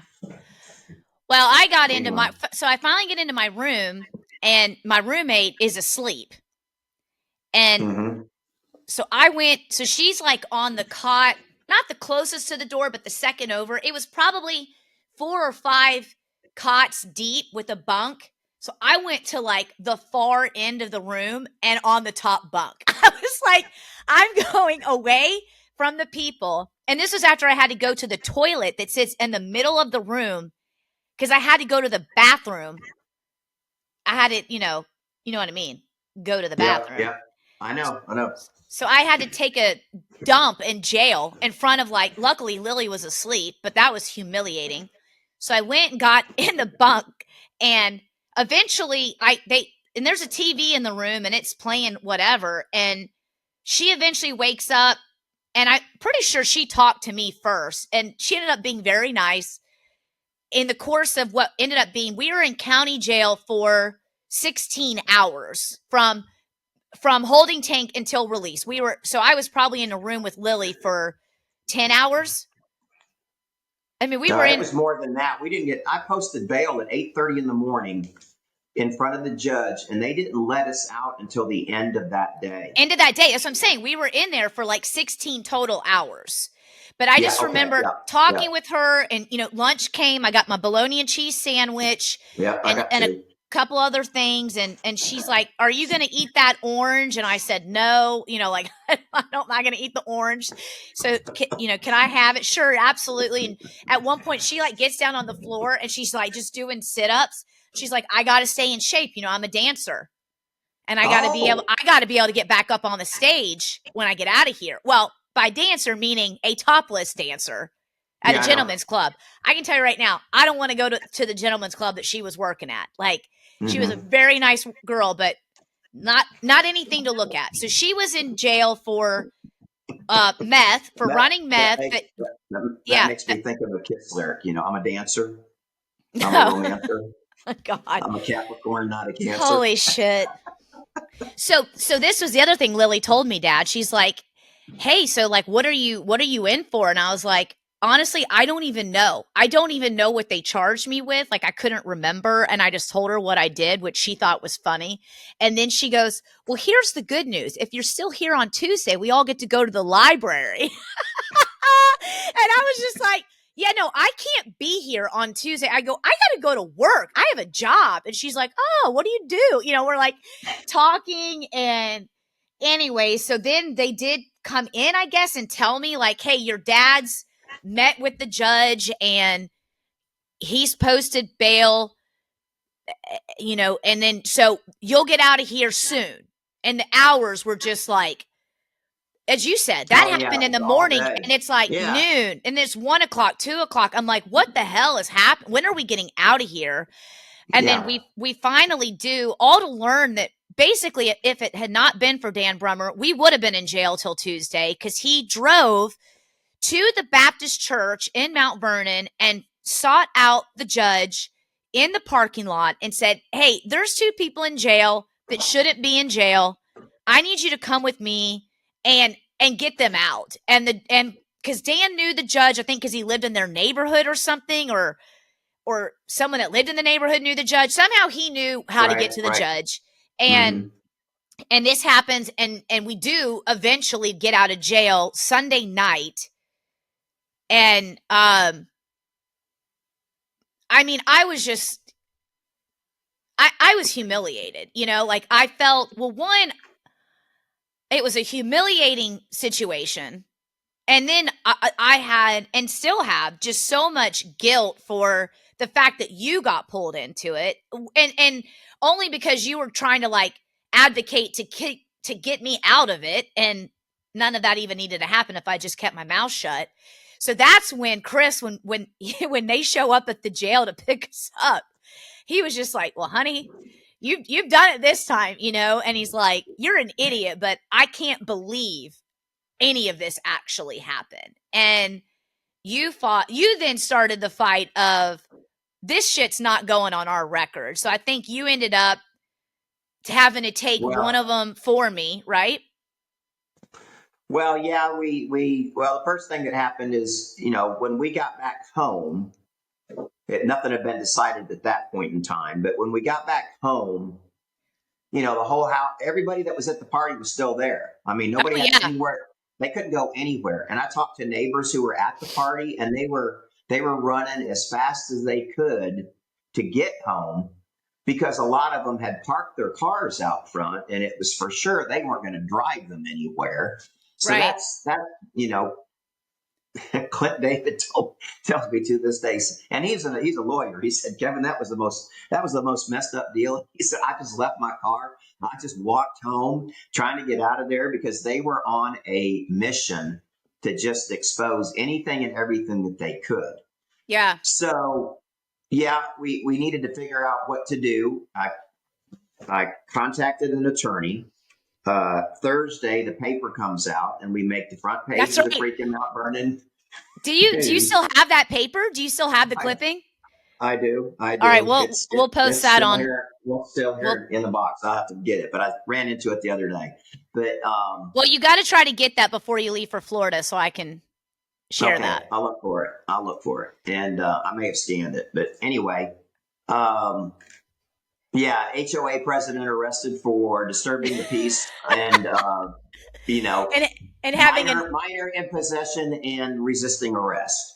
Yeah. So, but anyway, went to Gene Stubbs, who was an attorney. He's actually still there in Mount Vernon. He's actually I think the county attorney right now. But anyway, he was private practice at the time. He was able to plead it down to a Class C misdemeanor, and drop the resisting arrest charge. Nothing with regard. And that was what they charged me for, right? Well, we both had that charge. We both had the same charges. So they said as long as one of you takes the charge, we'll drop it off. We'll drop it in total on the other one, and the charge has been reduced to just a Class C misdemeanor for disturbing the peace, which is what the ticket should have been written up as. In the first place, right? Right. So, and that's what he said, and so we did that, and interesting notes on that. Gene couldn't figure out what the deal was. Nobody could figure out what the deal was, why it went down that way, why and how it had to go down that way. It didn't need to. Those were two brand new officers that had started that year.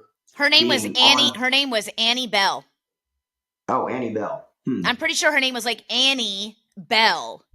And from what we were told, not that long after, she got fired because of how all this went down. Yeah, both of them were let go. Both of them did not have a job that next year. So I'm not sure what that was all about. But anyway, so that went down. And then what I was going to mention something else. No, I just had a moment. But anyway, I know that they didn't keep their employment and get the contract renewed or whatever. And we noticed them on the lake earlier in the summer, and just how crazy it was in their enforcement and patrolling of the lake nonstop, and approaching boats and trying to act like, obviously they were the law, but nobody had done anything wrong. So it just wasn't a very good summer environment with those people on, those people. It was very over the top, very over the top. It felt like, Well, and not that anything I did was right, because it wasn't. And again, I felt terrible about that for a long time. I still do. But it was like we were pretty infamous from there on after that. I mean, we would show up, I feel like, at the marina, and that was a story being told for years.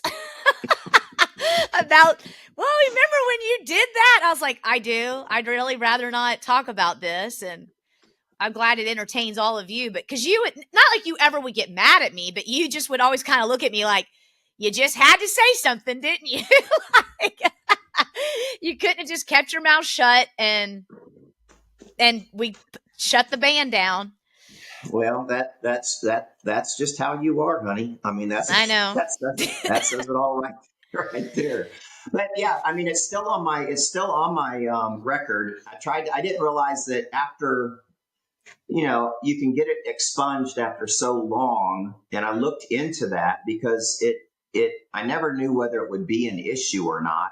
Yeah. The fact that it was a Class C misdemeanor, you wouldn't think that it would, but the fact that it was an original charge, I still think that shows up, but there's no conviction of that charge.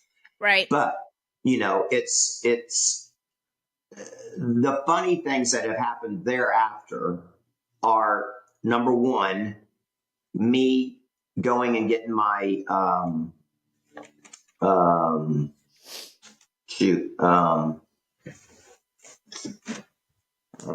global entry. Oh, right. Global entry card. And so you go through and you fill that information out. Then you had to go through and actually get an interview done at the airport. Uh-huh. And so I go, and I don't remember, it has recently renewed. I think it was good for maybe 5 years. But anyway, so I'd done that when I was traveling. And going through the interview, you go out to the airport. Of course, it's Department of Homeland Security or TSA officers that are interviewing you on that stuff. And It was an extensive interview, and she was looking at my record and just verifying who I was. And she looked down there and she said, "So tell me about this lake party." And I said, "You're like, that's my daughter." And I said, "Is that on there?" She said, It is, resisting arrest, disturbing the peace, and, possession in a minor. And I said, "Well, I pleaded down to a misdemeanor." And she says, "Well, it's on there as well." And she says, "Well, you don't seem to be a troublemaker. I'd like to know the story." So I sat there and told her the whole story. And she said, "Well, that was one raw deal." And she just laughed and giggled. And then she stamped it, gave it her approval, and off I went.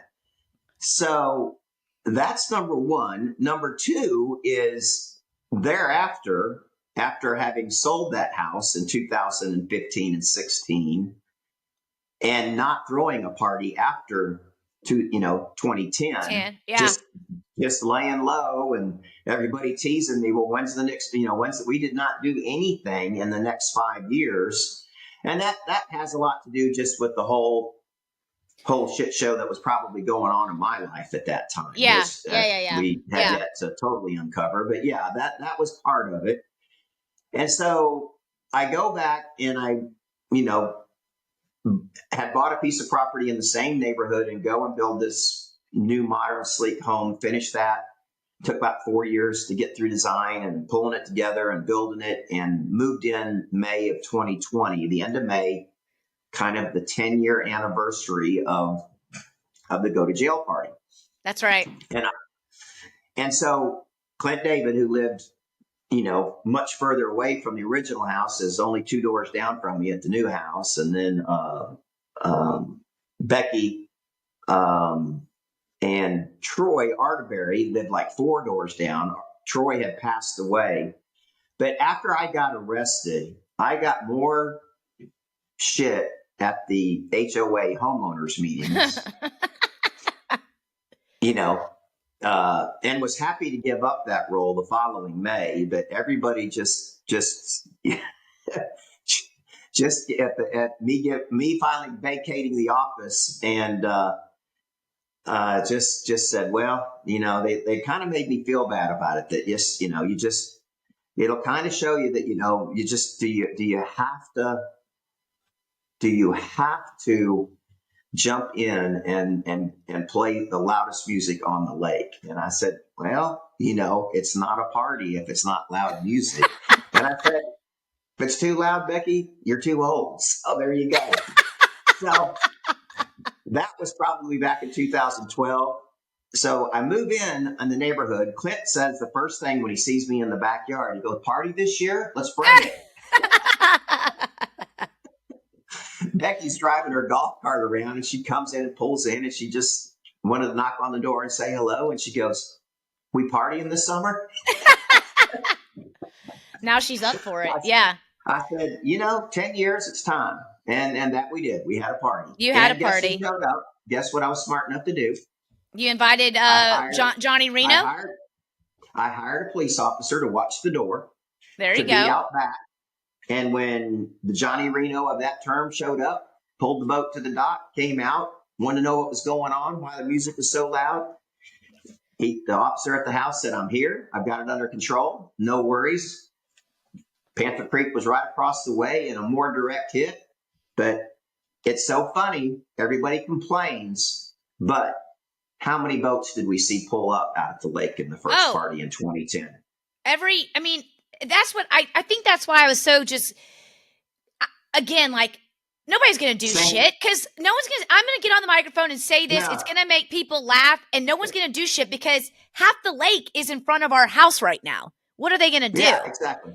And so, that's why it was just ridiculous. But yeah. I mean, we've had people come to that, be anchored off there and listen to the music. And then when the band kind of quits and they see the fire roaring up, you would say, "You guys still drinking beer?" And we'd say, "Yeah." And then you would hear splash, splash. And they come swimming into the beach. Yeah. So, and it was the same way at the new house. Everybody that was just boat after boat that pulled up and listened to the band all night. So yeah, it was a shame, but had it gone smooth, it would have been a great day. I mean, it was a great day. Yeah. The point is that the memorial was put on the day by the fact that we have the story to tell. That's right. And it would have been a good story as well. But it wouldn't have carried the lore and the tradition of the McClinics throwing a party. Well, and what other father-daughter duo can say they've been to jail together? I challenge you. Has anybody been to jail with their parent? Fill us in. I'd love to hear the story. For years telling this, they're like, "Oh, you went to jail with your dad?" I'm like, and then Chris would always be like, "For 16 hours." He could never get over that. He's like, not only did you go to jail, but you went to jail for 16 hours in county jail. He's like, you guys were like, that's hardcore.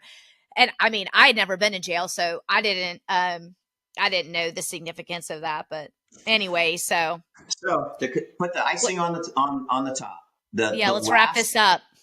The last thing that came out of this, again, it was number one, the newspaper article put it down in history.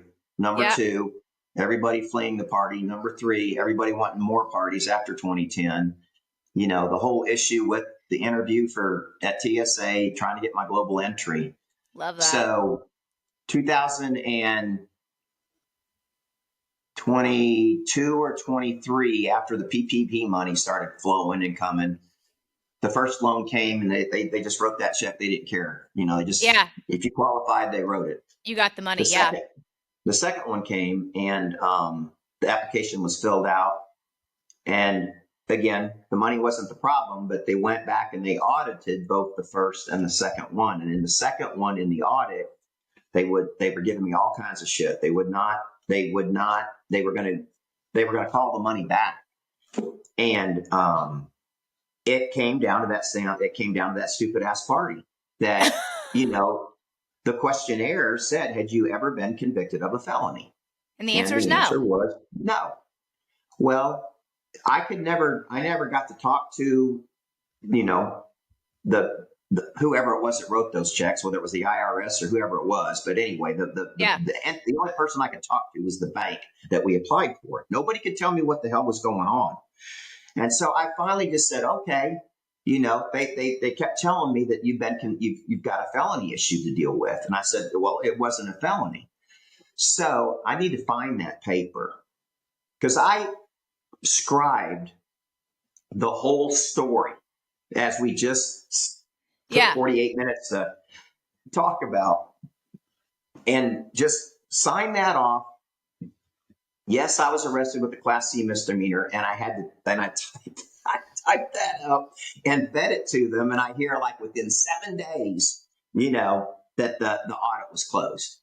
So think about that. That's 13 years later than when the actual. So And that's when I looked at to get it expunged, knowing that it was still on my record. Like haunting you. Yeah. Yeah. And I said, well, I'll take, they gave us the option. One of us take the charge. I said, I'll take the charge.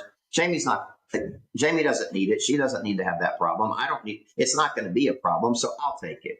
And, yeah. It was nice of you to do. I mean, you did that because you were like, look, I'm a, entrepreneur, I own my own business, work for myself. And you said that you're like, we don't know like where your life is going to take you. And I don't want you to have to deal with that. Well, let's hope it's not back to jail. God, no. Well, I haven't been back. I guess I don't ever want to go back to jail after that experience. No. And it's funny. Like, and I've never heard anything good about Franklin County Jail. Nobody likes going there. That's for sure. And nobody likes going to jail, period. But well, and I've told my kids about it. I'm like, hey, here's the deal. Mom's been to jail. It ain't fun. So don't break the law. Follow the rules. Yep. Or you're going to be eating bologna sandwiches in jail, and breaking the law. It's not fancy deli bologna. It's Oscar Mayer. So, anywho, well, Dad. Yep. I do love that story. It was a good day. Well, and what's great? do you remember when we showed back up at home, and remember all the people had come in from media, and my buddy Paul had gotten into it with Shane's friend John and had his whole face.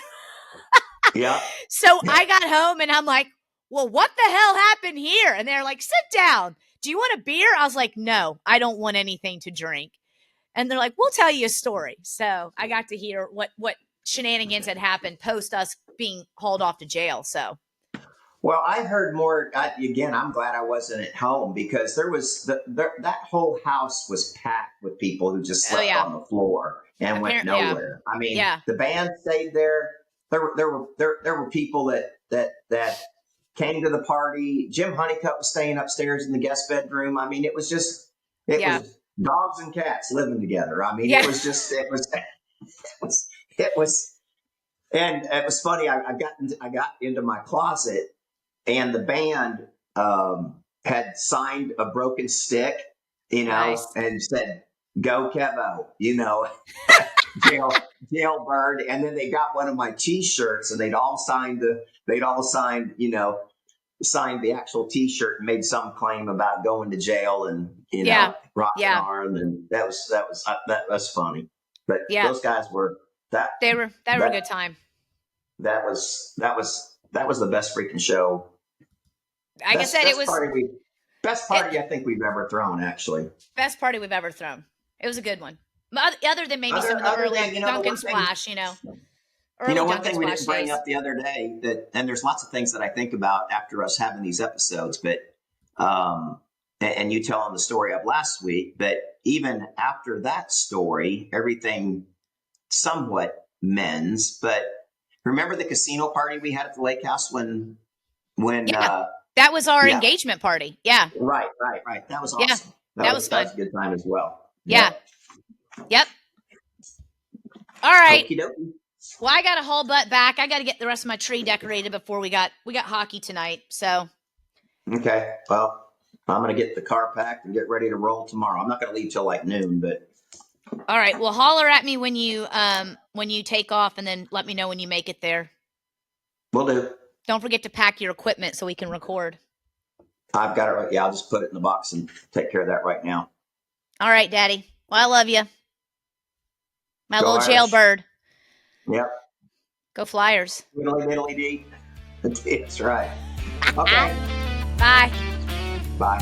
Thank you for tuning in today. With so many podcasts out there, we are grateful you chose to spend your time with us. And we'd love to hear from you. So send us your questions, comments, and feedback to info@twoclicksinapod.com, and we might feature your message in a future episode. Also, don't forget to follow us on social and head over to our YouTube channel where you can watch the full episode live and in living color. You can find us at 2 Clicks in a Pod. That's 2, as in the number, clicks in a pod. Well, James, until next time, love you. Love you too, Daddy.